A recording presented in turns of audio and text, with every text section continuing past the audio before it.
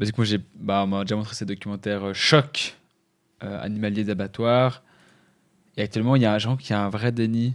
Enfin, si tu t'intéresses pas réellement à la chose et que tu veux t'y intéresser, il y a un vrai déni. Je prends l'exemple d'un repas de famille où, voilà, on mangeait un gigot et il y a eu une petite remarque là-dessus.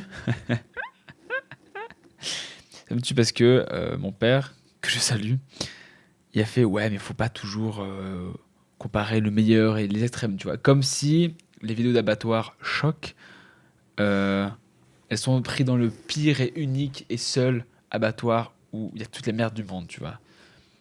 Évidemment que non, tu vois. Beaucoup de documentaires actuels de ce genre-là, ils précisent bien, c'est dans plusieurs fermes, dans des pays occidentaux où il y a certaines réglementations, et les fermes en question s- respectent les réglementations, donc en théorie, c'est là où tout va bien. Et pourtant, ces images choc, sont juste des images, entre guillemets. Tu vois, il y a souvent ce mouvement d'un côté, j'aime bien le principe qui s'appelle Anonymous Voiceless, les sans-voix anonymes, où basiquement ils se tiennent dans la rue, souvent un peu cachés, cagoulés, etc., avec juste des images, parfois des vidéos. Typiquement, il y a un pan comme ça pour tout ce qui est abattoir et souffrance animale. Hmm. Et j'ai un ami qui a déjà été faire ça, et je parlerai pas à sa place, hein. C'est juste que il dit bah parfois en fait nous comment dire on n'a rien à dire de plus en fait, les images parlent d'elles-mêmes, les gens ils veulent discuter, il y a typiquement souvent une espèce de déni du oui mais ça c'est le pire qui existe, puis là non ça on l'a pris sur le canton de Vaud, là la ferme qui est bio, vous pouvez venir une fois avec nous si vous voulez, hein, il y a pas de problème quoi. Et donc il y a un déni en fait totalement.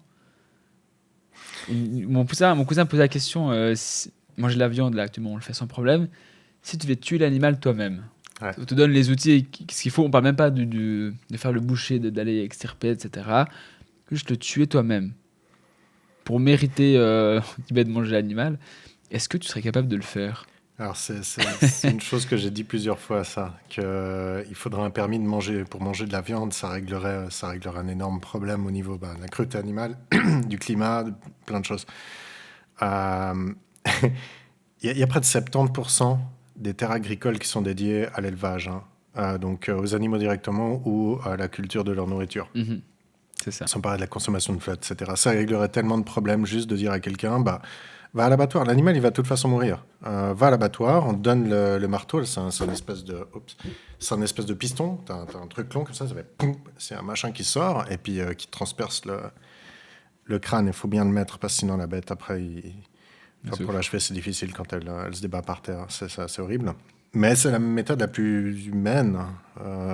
J'aime bien qu'on dise humaine, méthode humaine pour dire moins cruelle possible. Ouais, Rigolo. On est l'adjectif du moins cruel possible, mais quand même un peu. Donc, tu amènes les gens à, je sais pas, 14, 15 ans, 16 ans, peut-être 16 plutôt, et de leur dire, maintenant, t'as l'âge de boire de la bière, t'as l'âge de tuer un animal si tu veux continuer d'en manger, tu vois. Et de leur dire, bah voilà, tu regardes la bête dans les yeux et appuie sur le bouton. Voilà. Donc après, tu décides si tu peux manger de la viande. Si tu n'arrives pas à la tuer, tu manges pas de viande.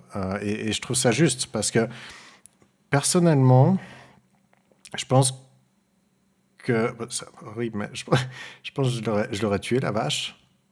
Et rapidement, ça m'aurait rattrapé et que j'aurais très vite fini par plus manger de viande. Après, moi-même, j'évite de manger de la viande.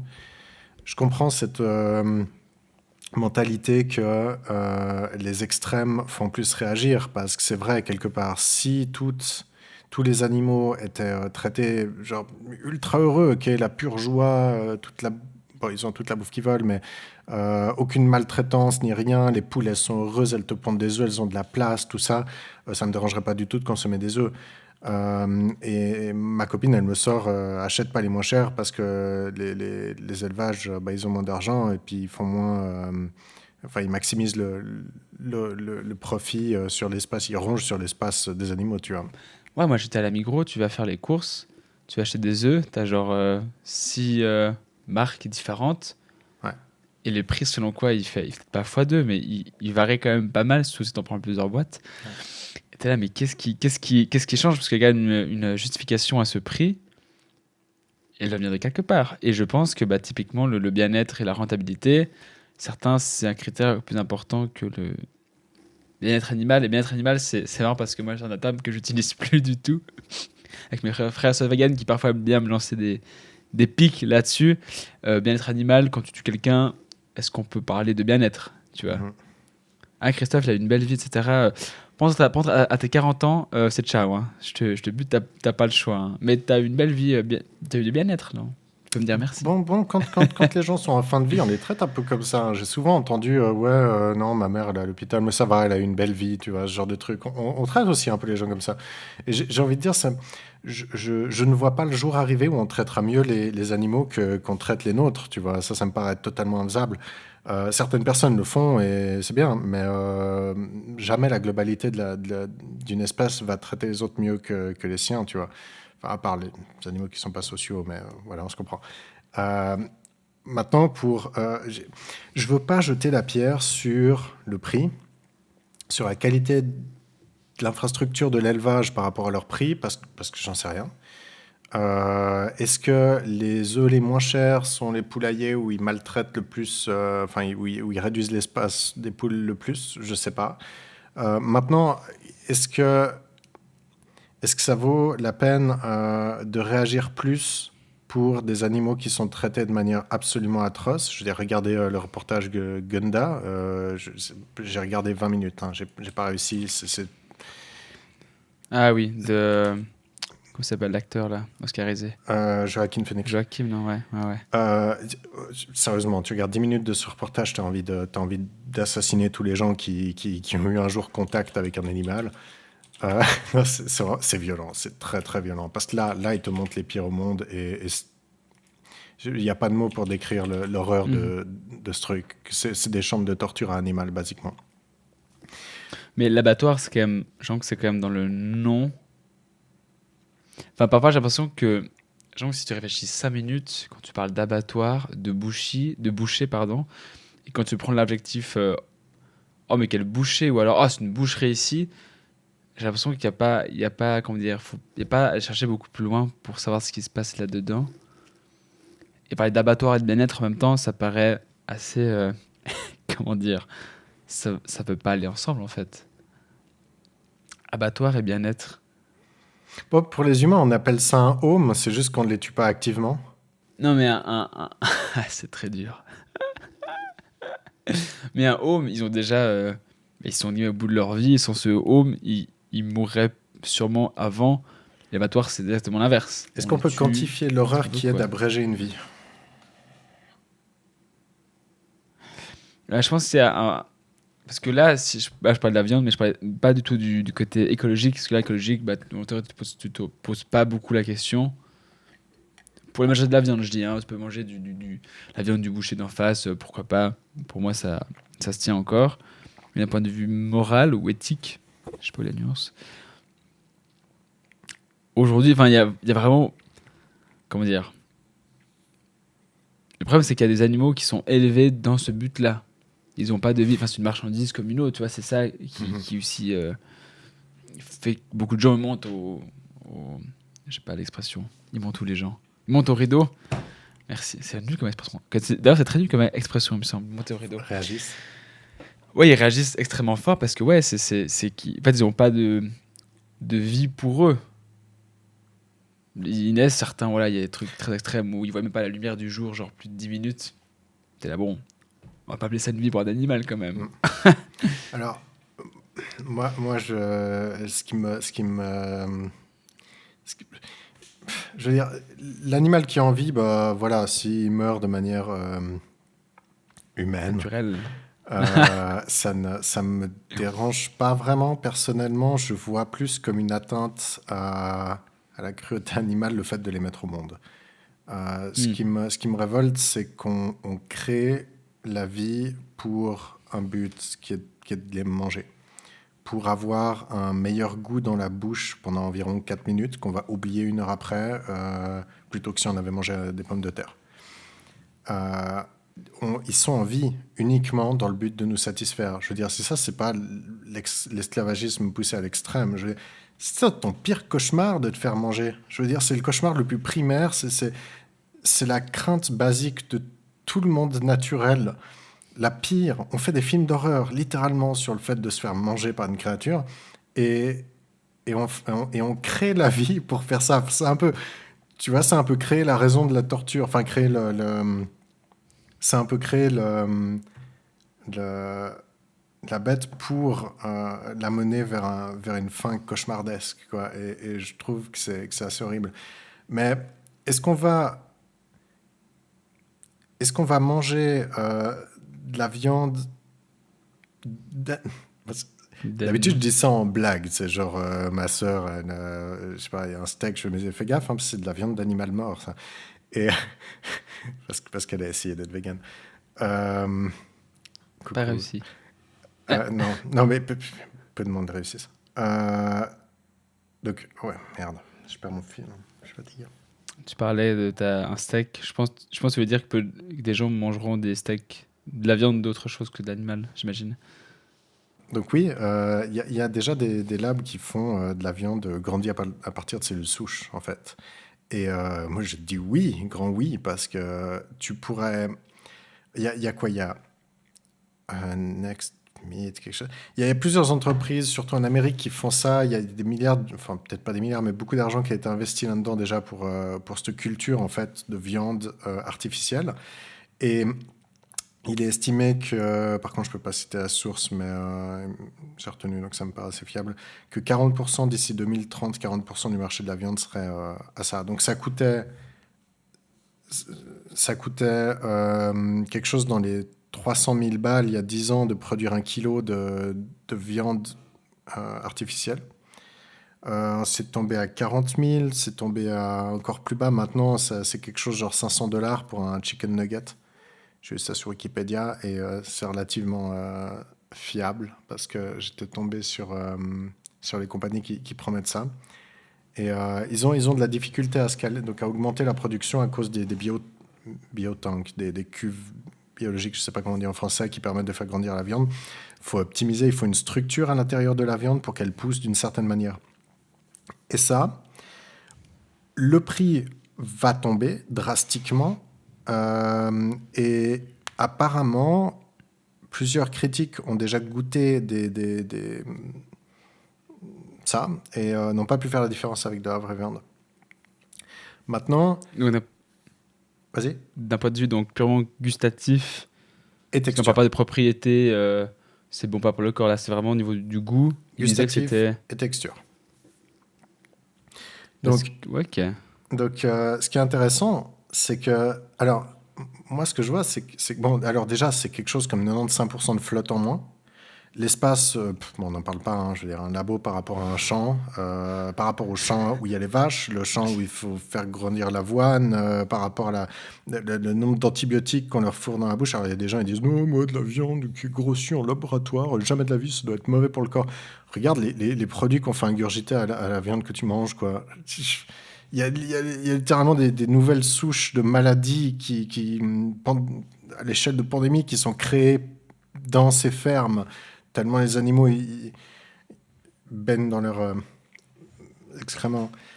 Euh, Bref, un gros avantage de ça, c'est que déjà, il y a une consommation de flotte qui est minime, consommation d'espace qui est minime, il n'y a pas d'émissions, enfin, au niveau des émissions, méthane et compagnie, hein, une vache ça pète, c'est minime. Ça veut dire aussi portable, parce que tu peux aller foutre des labos partout dans le monde. Tu peux faire grandir dans l'espace si tu as les nutriments pour, et puis l'énergie, donc l'électricité pour, je sais pas, tes UV ou je sais pas ce qu'ils ont besoin, de la chaleur en tout cas, bah, tu peux avoir de la bouffe, de la viande sur Mars. Ça veut dire que, j'ai jamais entendu personne en parler, mais je suis sûr que tôt ou tard, la polémique viendra. C'est-à-dire, le truc, c'est que t'as pas besoin d'essai animal pour avoir la viande de l'animal. Tu as juste besoin d'une prise de sang une fois. On peut manger du même poulet pendant 12 000 ans, quand même. Surtout du poulet actuellement qui est fait. Je sais pas pourquoi. Et tu pourrais retirer les mauvaises graisses d'un steak. Tu pourrais faire du pur muscle. Tu pourrais rendre le meilleur steak du monde, la meilleure partie du meilleur steak du monde, encore meilleur au goût, meilleur pour la santé, moins cher, genre drastiquement moins cher, accessible à tout le monde et partout, pour un coût environnemental négligeable par rapport à la viande elle-même. Et tu pourrais manger exactement la même viande pendant autant de temps que tu veux. Donc, si c'est moins cher, que c'est plus portable, que c'est meilleur pour l'environnement, que c'est meilleur pour le goût et pour la santé, il n'y a aucune raison pour laquelle on passerait pas 100% de la production là-dessus. Aucune. Genre, là, comme t'en parles, il y a l'air d'avoir que des bénéfices. Genre, je pourrais aller manger des hamburgers sans aucune culpabilité. Ah ouais, ah mais je bouffe mais que de la viande ce jour-là, que de la viande. Sérieusement. Surtout que bah, il y a des problèmes avec la viande rouge pour cholestérol, tout ça. Cancérigène. Voilà, ouais, entre autres. Ouais, moi aussi. Et tu peux la rendre plus facile à digérer, tu peux enlever les trucs que tu veux pas dedans, tu peux faire de la viande aromatisée naturellement à la fraise, j'en sais rien, tu peux donner des goûts à ta viande, tu peux la moduler comme tu veux. Et donc la polémique que je disais qui sortira tôt ou tard, c'est on pourrait manger de l'humain. Sérieusement, t'as pas envie de savoir le goût d'un humain? Oui, j'ai Je- pas du tout pensé à ça, mais oui, enfin, surtout si c'est sans dommage à quelqu'un. Une fois, j'ai mangé du kangourou et j'ai beaucoup, beaucoup culpabilisé après d'avoir mangé un animal qui se tient sur deux pattes. Bah là, je pourrais en manger sans problème. Tu pourrais manger, je sais pas, de la baleine, n'importe quel poisson. Tu pourrais manger des steaks de krill, genre une pièce. T'as pas de limite. Tu peux manger absolument. J'allais dire des chiens, des chats, mais on mange déjà des chiens, des chats. Tu pourrais manger n'importe quel animal qui se mange pas. Il y a rien qui me vient en tête en ce moment. Je crois qu'on mange plus ou moins de tout, non? Mais c'est intéressant comme il y a quand même cette comment dire. Là, tu parles bien de l'argument quand même écologique, mais comment dire, si un jour on arrive à développer tout ce que tu viens d'expliquer, est-ce qu'on nous regardera nous en 2021 grand cruel mangeant de la viande? Et moi j'ai l'impression que oui en fait, car tu peux pas. Donc il y a une part je sais pas, de cruauté ou d'ignorance ou un doux mélange peut-être, ou peut-être un je m'en foutisme, sadisme, je sais pas. Mais tu peux pas. Je pense qu'il faut accepter ça si tu veux manger de la viande. Tu peux pas te dire non, il n'y a aucune cruauté, tout va bien et je mange de la viande. Je pense que c'est pas possible. Alors, si on relativise, je pense qu'on ne va pas plus aimer les animaux qu'on les aime maintenant. Tu vois, il y aura probablement moins de animal lovers que maintenant parce qu'il n'y aura pas cette protection. Les gens qui sont le plus impliqués dans leur mode de vie, type amour pour animaux, ce serait la PETA par exemple, ce genre d'activiste qui justement essaie d'éliminer ces causes. Je pense que sans martyrisation des animaux, il y aura moins d'extrêmes sur l'amour qu'on porte pour les animaux et il y aura. euh, je pense que ce sera un fait plus type waouh, c'était dingue, manger des animaux. Oui, c'était pas cool. Mais est-ce qu'on sera vu comme les grands méchants? Les... C'était pas des esclaves au final, mais on a pendant longtemps cru que des esclaves avaient construit les pyramides. On pensait pas que c'était des grands méchants, on savait juste que c'était leur société, leur mode de vie. C'est pas des esclaves qui ont construit les pyramides, ils étaient traités comme de la noblesse. On a vu des preuves de campement autour, des ruines, etc. Des gens qui avaient pas des prothèses, mais des réparations d'os de type médical très avancé qui étaient réservées à la haute, etc. Enfin bref, ils étaient bien traités, les mecs. Ils étaient unis par les liens sacrés capillaires. Ah non, ça c'est non. C'était avec Obélix, Mission Cléopâtre. Très bon J'ai film. pas la ref là. Désolé. Donc ouais, tout ce qui est esclavagisme et tout, c'était pas des grands méchants, c'était leur société, tu vois. Qui, à Et nos yeux, paraît. Ça, justement, on archaïque, peut. mais pas salaud. Bah, c'est toute la question. Il y a eu avec. Je suis un peu sur, par exemple, les mouvements BLM, Black Lives Matter 2020, c'est déjà 2020, je crois, avec George Floyd. Et il y a eu plein, par exemple, de statues qui ont été dévissées ou voulu être un peu dévissées ou enlevées parce qu'elles représentaient des symboles d'esclavagisme. C'est un peu exporté plus globalement en Occident, que ce soit en Angleterre, en France, en Suisse. Et en Suisse, par exemple, là, Monsieur de Pury, qui est un homme qui a apparemment fait beaucoup profiter de Neuchâtel, sa ville et le canton, de sa fortune qu'il a quand même réussi à accumuler grâce à la traite des Noirs, d'esclaves. Et donc, il y a une statue de lui là sur une place célèbre à Neuchâtel. Et du coup, il y a des grands débats. Est-ce qu'il faut garder ça en fait? Parce que les gens vont dire oui, mais ça appartient à son époque. Alors, très bien, tu vois. Et ça, c'est vrai. Tu vois, on peut pas juger, nous, de dire. Enfin, la vérité, on peut pas juger, et en même temps, heureusement que quand même quelqu'un un jour s'est dit, mais l'esclavage, c'est quand même pas terrible, non, pour les esclaves. Enfin, il y a quand même quelqu'un qui s'est dit, non, mais ça ne joue quand même pas à son époque là. Et la question, c'est qu'est-ce qu'elle représente, qu'est-ce qu'elle représente aujourd'hui cette statue, parce qu'elle est encore là, et du coup, si tu es petit descendant d'esclaves, tu passes devant, tu dis pas, ah dommage, c'était juste une autre époque. C'est quand même un symbole de l'esclavagisme en partie, hein, c'était pas ce qu'il prônait à corps et âme, mais c'est quand même un symbole de cette époque. Et du coup, bah, il y a eu plein de problèmes. Et actuellement, en tout cas pour de Purée de Châtel, il y aura une plaque explicative sur sa participation à la traite d'esclaves. Ce que je trouve une bonne chose, au moins ça, tu vois. Évidemment, il y a eu des associations qui étaient pour et des associations dont je ne dirais pas le nom du parti, qui étaient contre. Je pense pas qu'on sera des monstres pour avoir fait ça. Surtout que les mecs seraient un peu hypocrites quand même parce qu'ils boufferont toujours de la viande. C'est juste qu'elle vient d'autre part et qu'on n'avait pas les moyens avant. Au contraire, objectivement, on s'est battu pour créer un moyen alternatif. Je pense que si les gens sont optimistes, ce qui n'est pas trop le cas, on aura créé, investi, mis tous les moyens nécessaires pour créer une alternative à la cruauté animale et toujours pouvoir manger de la viande parce que c'était une réponse sociétaire. Parce que c'est difficile de faire bouger une société qui a des avis multiples. Tu peux pas dire aux gens, maintenant tous vegan, merci, bye. Il y aura de toute façon des gens qui veulent leur truc, peu importe le coût, tu vois. Parce qu'il y a des gens qui veulent juste voir le monde brûler. Donc voilà, il y a tous les avis. Le seul moyen de faire bouger une société pour des choses si grosses, c'est l'innovation et trouver des substituts qui sont plus avantageux. Comme personne switchera aux voitures électriques s'il y avait 20 km de range de portée Mhm. et puis un chargeur tous les 50. Personne. C'est pas la conviction qui va faire changer les gens. Par contre, rendre les voitures électriques moins chères, avec une portée largement suffisante pour tout ce que tu peux en faire, des chargeurs à tout bout de rue, et avec des subventions, et puis plus puissantes. Là, tout le monde va naturellement switcher aux voitures électriques, c'est la même chose. Donc Mm. moi, je pense qu'on sera plutôt retenu pour avoir trouvé l'alternative, avoir été l'élément qui... Surtout notre époque. Est-ce que tu penses aux gens d'il y a 10 000 ans ou qui ont inventé l'agriculture et l'élevage? C'était pas des monstres. Ils ont fait comme ils pouvaient avec leurs moyens et puis bah, ils avaient besoin d'une source de protéines et compagnie facile à gérer et puis à faire grandir. Donc moi, je pense pas à eux comme des monstres. C'est là où je voulais en venir, qu'un argument qui revient souvent. L'argument de la voiture électrique, je suis tout à fait d'accord. Le truc, c'est que pour la viande, c'est différent. Parce qu'actuellement, t'es pas obligé de manger de la viande. Bah, la preuve, j'ai deux frères et sœurs véganes. Et ils sont en bonne forme, attention, hein. Ils mangent pas que des graines, ils sont malades, hein.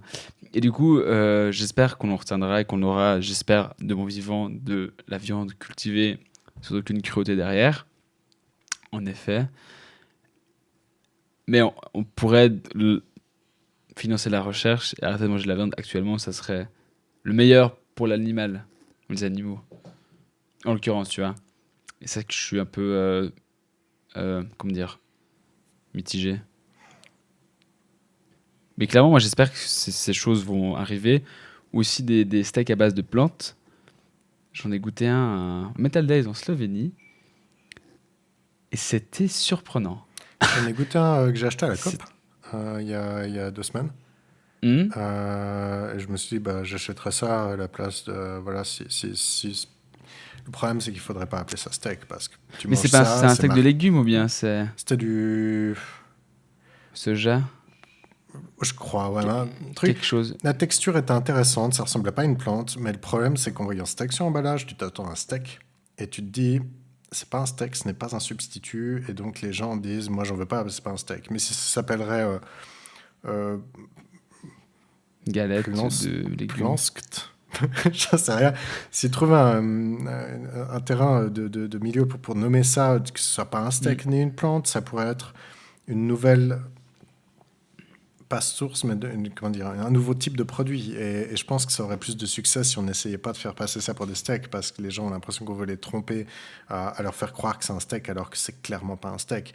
La texture est intéressante, c'est un peu filandreux comme ça, le goût c'est plus proche d'un steak que de mes frites, mais c'est pas un steak, c'est pas un steak. Ok. Mais c'est intéressant. Disons qu'entre